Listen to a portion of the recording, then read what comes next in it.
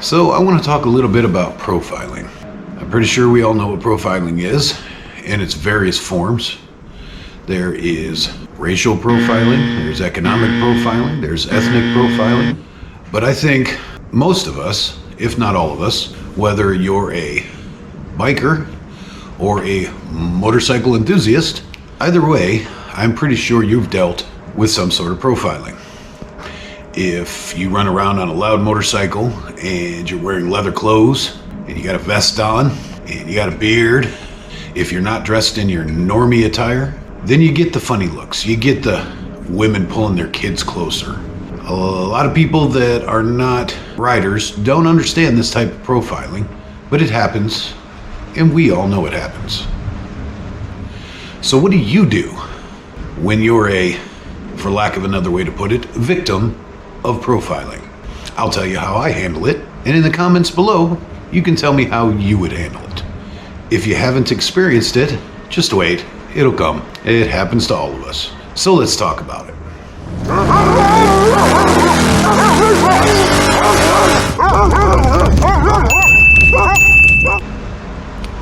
So you're on a ride, and your cell phone blows up, and it's your wife, who for some odd reason doesn't want to or cannot leave the house, and kindly asks you to stop on the way home for something. Gallon of milk, a couple groceries. You got the room, you love your wife, so you're gonna stop at the grocery store. As you walk into your local Safeway, you can feel the tension. I have a random civilian patch, but it's got the Willie G skull on it, and it's pretty harmless. In the biker world, it's a harmless patch, but to people that don't ride, it's a symbol of fear, apparently. I don't know whoever told them that a commercial name brand logo made you an outlaw, but as I said, if you show up on a loud bike and you have a vest on, then you're someone to be feared, according to the general public. I was raised old school, I have manners, and if there's a lady wanting to walk through the door, I will stop and allow the lady to go first. If it's a door that has to be opened, I'll open the door for that lady.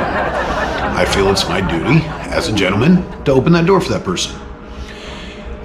But I've literally seen people back away from the door, like they were afraid to go through the door in front of me. I've seen the white knuckles as they grasp their children. Don't let your children go near that guy. He's dirty, filthy biker trash. It's pretty ridiculous. I'm sure we would all agree. Excuse me for a minute. But it happens, and the media has a lot to do with it, and Hollywood and the crazy movies and whatnot, and things we grew up watching too, and some of us watched it and wanted to be that, and others watched it and were afraid. And unfortunately, in today's society, there's a lot more afraid people than there are the other kind. That's profiling in its most basic form. And it doesn't matter what color, what ethnicity, what nationality, if you talk with an accent, if you don't talk with an accent, what kind of motorcycle you're riding. If you're a biker, then you're someone to be afraid of. I reject that notion. My friends and I do our best to dispel those ridiculous, what's the word I'm looking for, notions, because none of us are that type of people. And 99% of the people that I ride with and hang out with and know in the biker world are not that kind of person.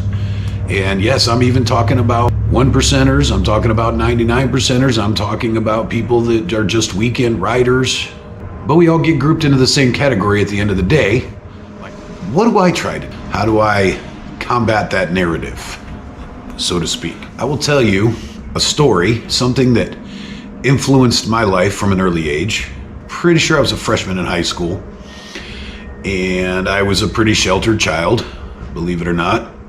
But there was a point in time where my father was working second shift and my mother was working a third shift.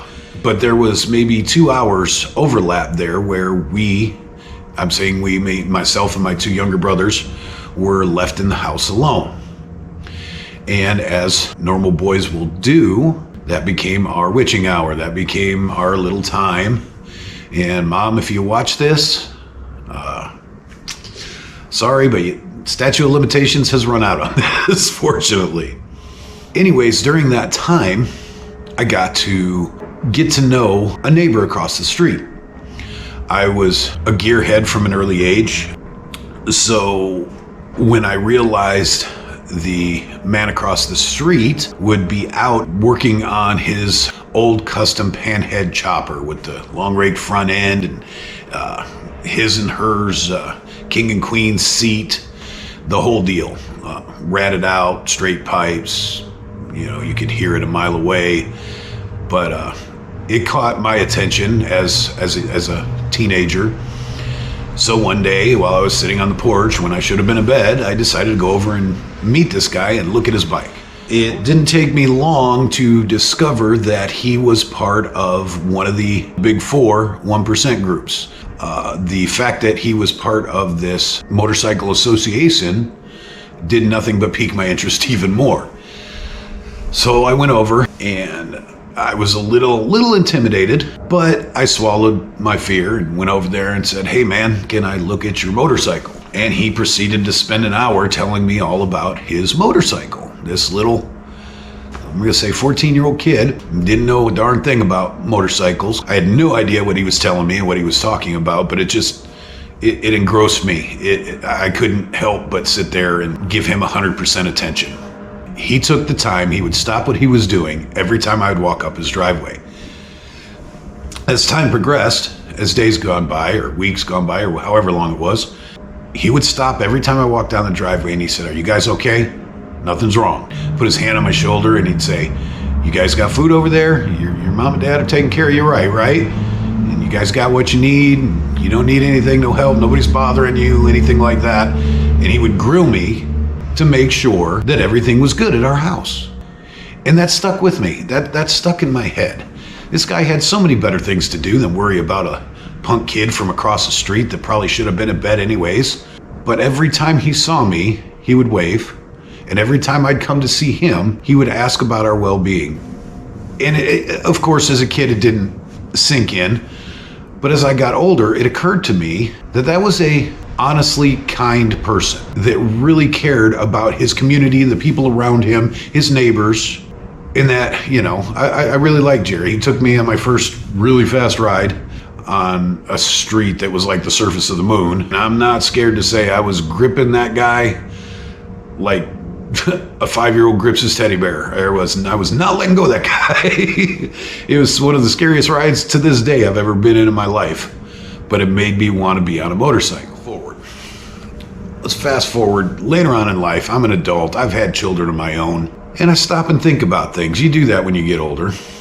I wondered how many people, especially wearing what he wore on his vest, looked at him like he was the devil incarnate. So I can only imagine the profiling he went through.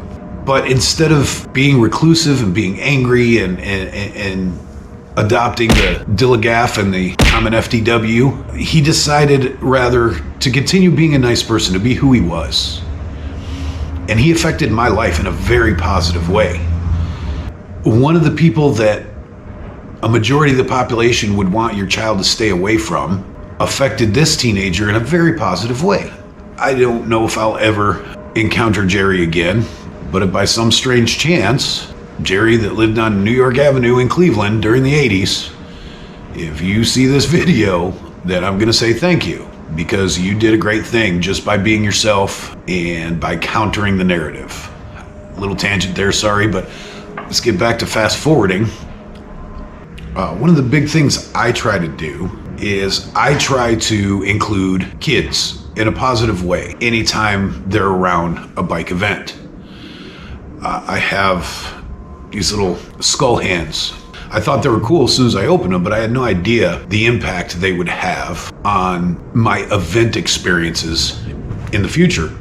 But I make a joke among my friends that whenever there's children around an event, my bike becomes the most popular in the whole crowd because all the kids want to touch the little skull hands. I've come to value the times when children want to come up and touch the motorcycle. They want to twist your throttle and hear the pipes.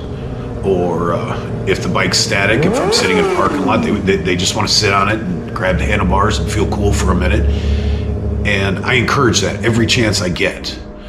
I want to give a positive experience to children that are curious about motorcycles. So when I get a chance to affect them in a positive way, it constantly brings me back to those days as a teenager in Cleveland and that gentleman across the street that took the time to be warm and friendly and inviting and let me know that bikers aren't bad people, that bikers aren't all evil, criminal, shady, want to kill you for the wrong, for the wrong look or whatever like that. That's the opinion a lot of non-riders have of bikers, but that's not what really, but most, I've hung out with one percenters of varying clubs and colors, and it's the same with them. They're just people too.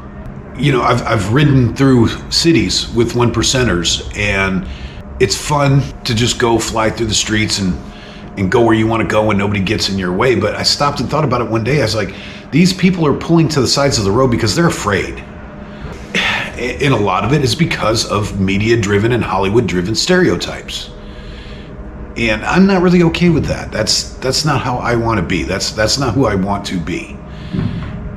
Because even when I'm in a pack of one percenters and flying through a town, those men around me are husbands, are fathers, are brothers. They have families, they have jobs, they have neighbors that they have barbecues with.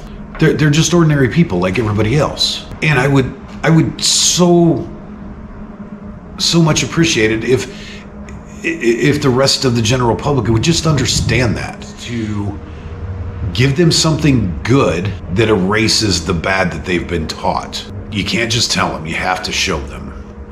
And that's what I attempt to do every chance I get. We do good things. We do charity events. During the lockdown, we did a lot of drive-bys and waves for people that were shut in or people that couldn't come out of their house for various reasons. And we would try to give them something cool, something for their neighbors to talk about. We try to raise money for charities. We raise money for veterans. We do things that benefit kids every chance we can possibly get. The sad part is that we're just a small group of people doing small things the best we can. So more people than not will never know. But there's going to be a person that's going to see that happening, and they're going to say, wow, people that ride motorcycles do some cool stuff. There's a lot of people that share this hobby, this passion for this hobby, that have giving hearts and like to do things for people. But what do you do when you encounter biker profiling? When a cop pulls up next to you or pulls up right behind you and you can see him. You can see him on his radio. You can see him typing on the computer. What do you do? I mean, you can't do much when they're behind you. But what about when they had a cop pull up next to me a while ago? He was giving me some weird looks. And I'm like, okay, I'm legal and I'm not speeding and I'm not, basically the only thing you can kick me for is having my pipes a little bit loud, but that's a ridiculous ticket. But he kept looking at me, so I just kind of flipped my visor up and looked at him, and he rolls down his window and looks at me and he goes, and I gave him a couple little throttle burps and he got the biggest smile on his face and gave me a big thumbs up and flipped his little sirens real quick and off he went. Apparently he liked Harleys too. That was one of my incidences, I believe, in my heart, where I was countering the narrative. I recognized him as a person and he recognized me as a person, and that narrative was broken right then and there. And I felt good after that. So tell me, what do you do? How do you counter it? Tell me, comment down below. We can have a conversation. Let me know, give me a quick little story or something, or tell me that you've had the same experience so I don't feel crazy and alone about. In the meantime, we will see you on the next video. Do what you love, do it safely, and do it with purpose.